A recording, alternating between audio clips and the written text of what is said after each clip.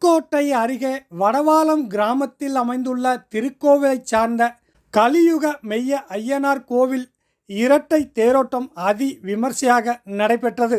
இதில் சுற்றுவட்டார கிராமத்திலிருந்து ஏராளமானோர் கலந்து கொண்டு தேரை வடம் பிடித்து இழுத்து சுவாமி தரிசனம் செய்தனர். புதுக்கோட்டை மாவட்டம் வடவாளம் கிராமத்தில் அமைந்துள்ள திருக்கோவிலைச் சார்ந்த கலியுக மெய்ய ஐயனார் கோவில் தேரோட்டம் கடந்த 30ஆம் தேதி அன்று கொடியேற்றத்துடன் தொடங்கியது. இந்த திருவிழாவானது தினம்தோறும் கலியுக மெய்ய ஐயனாருக்கு சிறப்பு அபிஷேகம் அலங்காரம் செய்யப்பட்டு சுவாமி வீதி உலா நடைபெற்றது. அதனைத் தொடர்ந்து 9ஆம் நாள் இரட்டை தேரோட்டம் அதி விமர்சையாக நடைபெற்றது.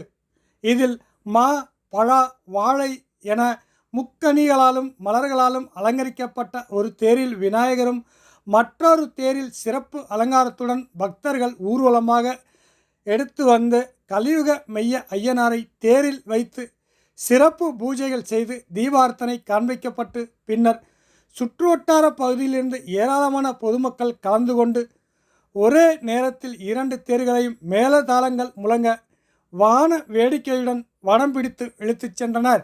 கோவில் தேரோட்டத்தை முன்னிட்டு கோவில் முழுவதும் மின் விளக்குகளாலும் அலங்கரிக்கப்பட்டிருந்தது.